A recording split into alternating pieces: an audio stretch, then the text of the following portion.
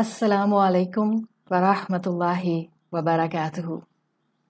بسم اللہ الرحمن الرحیم۔ ہمارے پیارے رسول صلی اللہ علیہ وسلم اور ان کی محبت کو بڑھانے کے لیے ایک چھوٹی سی بات۔ ٹاپک ہمارا ہے سن المراہقتی محمد صلی اللہ علیہ وسلم۔ آپ صلی اللہ علیہ وسلم کی ٹین ایج۔ اللہ کے رسول صلی اللہ علیہ وسلم کے دادا کے انتقال کے بعد آپ کی ذمہ داری ابو طالب پر آ گئی۔ ابو طالب کے although اپنے بھی بچے تھے، لیکن رسول اللہ صلی اللہ علیہ وسلم بہت جلدی سب کے فیورٹ بن گئے۔ آپ صلی اللہ علیہ وسلم نے اس گھرانے کے ساتھ وقت گزارنا شروع کیا۔ As a teenage boy آپ کے اندر جو ایک ڈسٹنگوشنگ کوالٹی آپ کو سیرت رسول صلی اللہ علیہ وسلم میں نظر آتی ہے، وہ یہ کہ آپ بکریاں چرایا کرتے تھے، بکریوں کو لے جایا کرتے تھے، اور جتنی دیر تک وہ پیسچرز میں گریز کرتی تھیں، بکریاں ہوں یا شیپ ہوں، آپ نیچر پر ریفلیکشن کیا کرتے تھے۔ آپ اس دنیا کی ریالٹی کے بارے میں سوچا کرتے تھے، آپ مسٹریز کے بارے میں سوچا کرتے تھے کہ یہ ایسا کیوں ہوتا ہے، یہ ایسا کیوں ہوتا ہے۔ بہت سے سوالات آپ کے ذہن میں آتے تھے۔ رسول اللہ صلی اللہ علیہ وسلم اپنی ٹین ایج میں although ایک ایسے معاشرے میں رہتے تھے جو ایک کمپلیٹلی پیگن معاشرہ تھا، مشرک معاشرہ تھا، لیکن آپ صلی اللہ علیہ وسلم کو سب سے زیادہ آئیڈلز سے نفرت تھی۔ عام عرب اور ہر عرب کا ایک روٹین تھا کہ وہ اپنی گفتگو میں بار بار اپنے آئیڈلز کی قسم کھایا کرتے تھے۔ رسول اللہ صلی اللہ علیہ وسلم نے کبھی اپنی گفتگو میں کسی آئیڈل کو اس طرح سے قسم کھاتے ہوئے مینشن نہیں کیا۔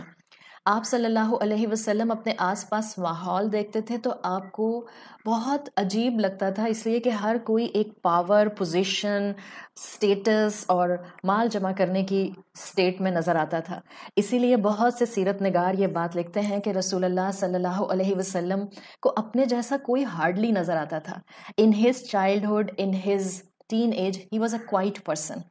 ان کے دوست نہیں تھے ایز سچ، تھے کبھی کبھار دوستوں کے ساتھ بیٹھا کرتے تھے، لیکن زیادہ تر آپ کوائٹ رہتے تھے، اس لیے کہ آپ کی انٹرسٹ بالکل ڈفرینٹ تھے جو کہ آپ کے آس پاس کے ٹین ایج لڑکوں کے انٹرسٹ تھے۔ آپ زیادہ تر کوائٹ ہوتے تھے، آپ زیادہ تر سوچتے تھے، ریفلیکشن کرتے تھے، شیپ کو لے کر جاتے تھے اور ان کو پیسچرز میں چرایا کرتے تھے۔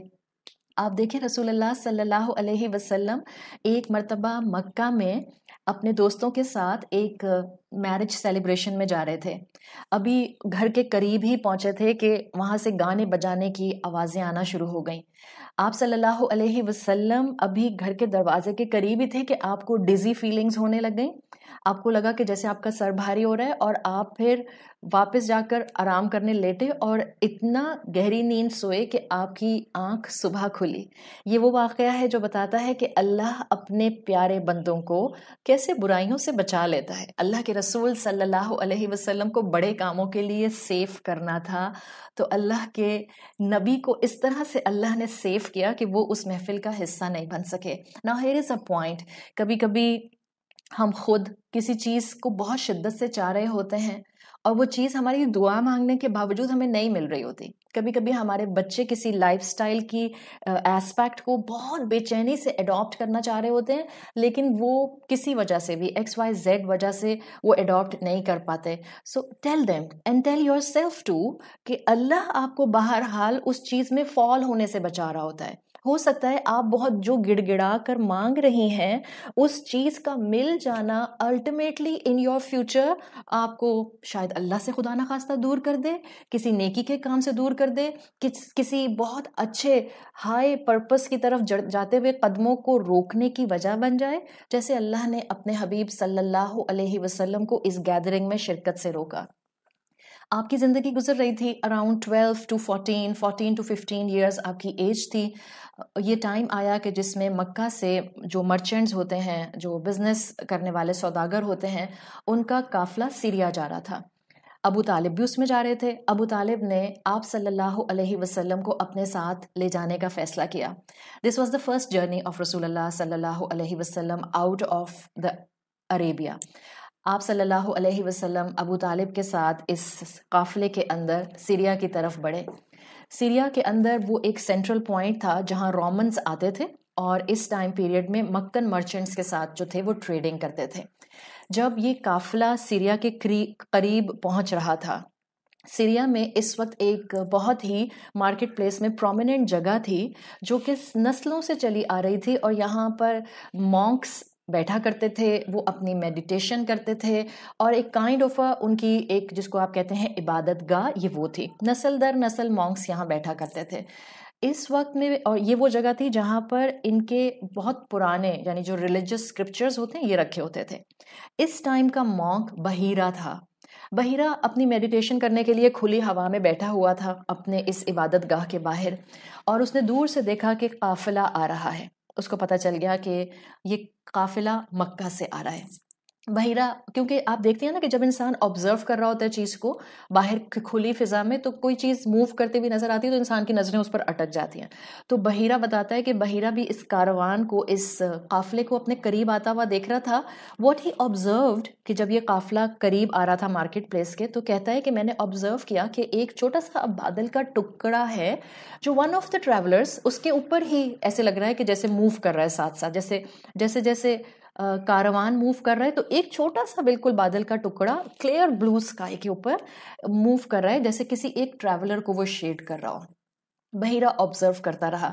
اب ذہن میں رکھیں بحیرہ دس از اے ریلیجس پرسن جس کے پاس صدیوں پرانے جو تھے وہ اسکرپچرز، ریلیجس اسکرپچرز موجود تھے. یہ جانتا تھا اور he was in wait.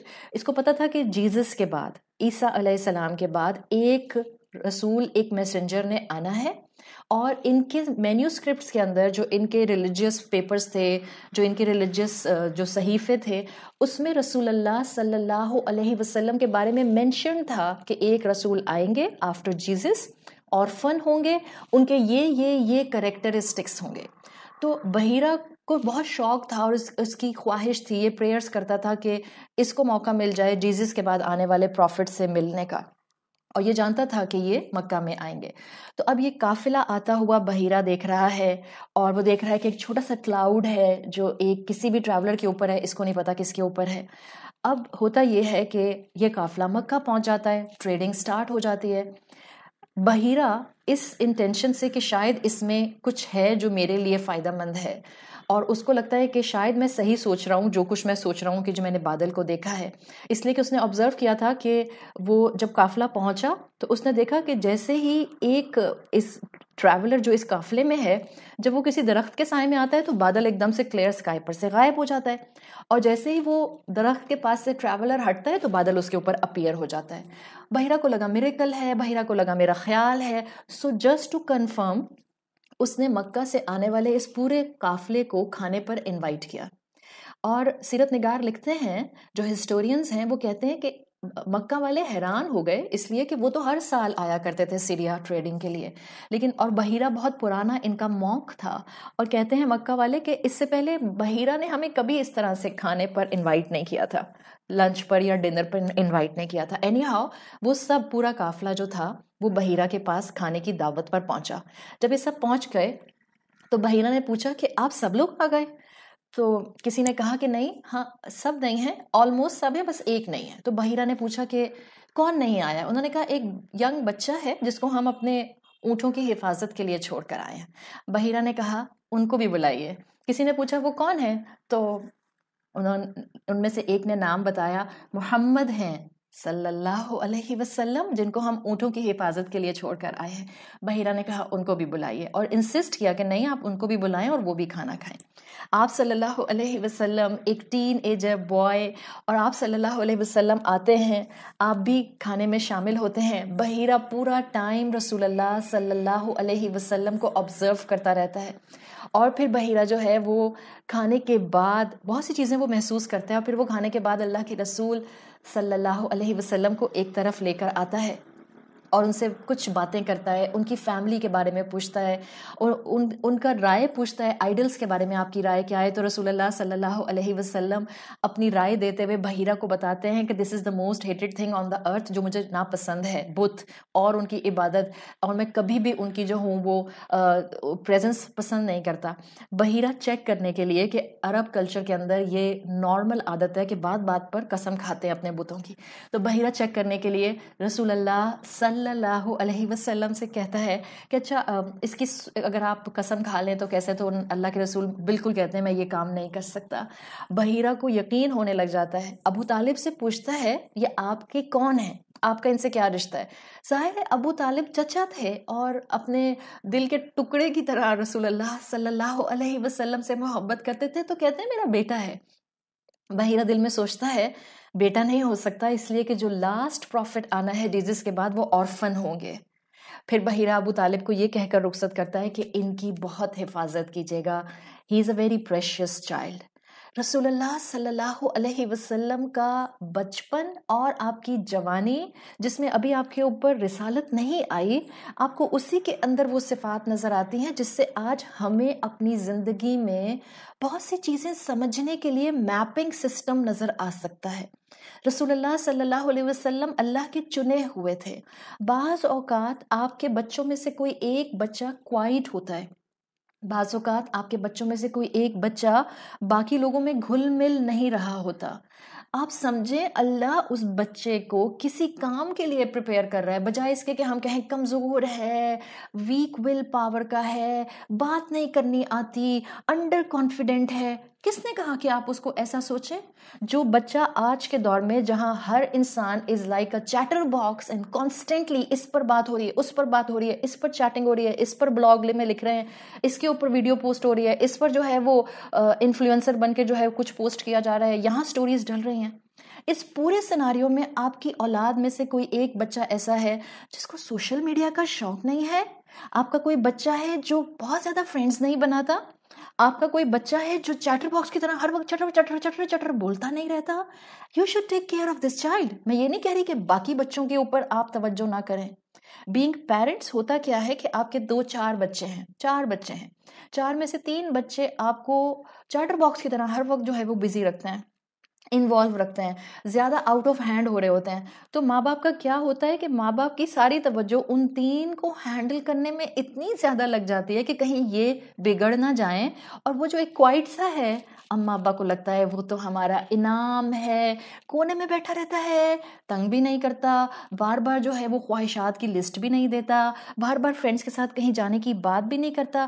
Unfortunately ماں باپ اس کی ایک سیپریٹ سائڈ آف گرومنگ کرنے کی بجائے سم ہاؤ ماں باپ اس کو اگنور کرنے لگ جاتے ہیں, اور ہمیں نہیں پتا ہوتا کہ اللہ تعالیٰ نے اس بچے کی خاموشی میں کتنی خیر رکھی ہے. So this message today is for the parents actually. کس طرح سے؟ ہاں, ٹین ایج بچوں کے لیے بھی ہے کہ دیکھیں اگر آپ کو خواہش کے باوجود, ٹین ایج بچوں سے بات کر رہی ہوں, اگر آپ کو خواہش کے باوجود وہ نہیں مل رہا جو آپ چاہ رہے ہیں, سو رسول اللہ صلی اللہ علیہ وسلم کا مکہ کا شادی والا واقعہ یاد رکھیے گا.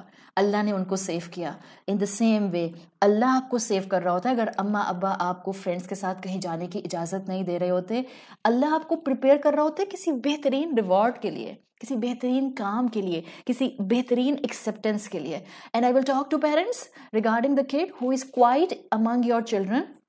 پلیز باقی 2-4 بچوں پر جو آپ کو ٹف ٹائم دے رہے ہیں ان پر بھی توجہ کیجیے, لیکن پلیز جو بچہ خاموش ہے, جو بچہ آپ کو تنگ نہیں کرتا, جو آپ کا فرما بردار ہے, جو خاموشی سے بیٹھا رہتا ہے, آپ جو کہتی ہیں مان لیتا ہے, آپ جو کھلاتی ہیں کھا لیتا ہے, he need your time too.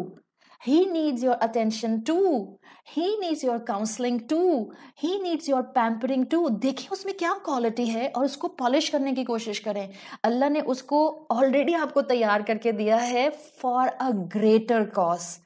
اس پر اتنی محنت ضرور کریں کہ آپ اس کو پیارا, بہترین اللہ کا بندہ بنانے کی طرف اپنا وقت لگائیں. آپ اس کو اوور لک نہ کر جائیں. آپ اس کی اس کوالٹی کو کہ وہ دنیا کے اندر اس وقت جو ہے وہ ڈوبا ہوا نہیں ہے, وہ ایک سیپریٹ تھنکنگ کرنے والا بچہ ہے, اس کو ڈائریکشن دیں, اس کو پیار دیں, اس کو کانفیڈنس دیں. یہ مت کہیں انڈر کانفیڈنٹ ہے بیچارہ, بات نہیں کرنی آتی. Don't do this. Being a parent میں اور آپ یہ کیسے کر سکتے ہیں؟ وہ بچہ چنا ہوا ہے، اللہ نے اس کو اس زمانے کے فتنوں کے اندر ایسا بچایا ہے کہ وہ آپ کو ٹف ٹائم نہیں دے رہا، جہاں ہر بچہ آلموسٹ مانسٹر بن چکا ہے. Give him or give her a special time and enhance the qualities. Give him or give her more confidence. اور اس کو اللہ کے رسول صلی اللہ علیہ وسلم کے راستے پر چلتے ہوئے for a good cause, for a greater cause دین کی طرف آگے بڑھائیے. اللہ تعالیٰ ہمیں رسول اللہ صلی اللہ علیہ وسلم کی زندگی کے ہر دن سے سیکھنے والا بنائے. اللہ ہمیں رسول اللہ صلی اللہ علیہ وسلم سے ملاقات نصیب فرمائے. اللہ ہمیں ان کی شفاعت نصیب فرمائے. سبحانک اللہم و بحمدک نشہد ان لا الہ الا انت نستغفرک و نتوب الیک. السلام علیکم ورحمۃ اللہ وبرکاتہ.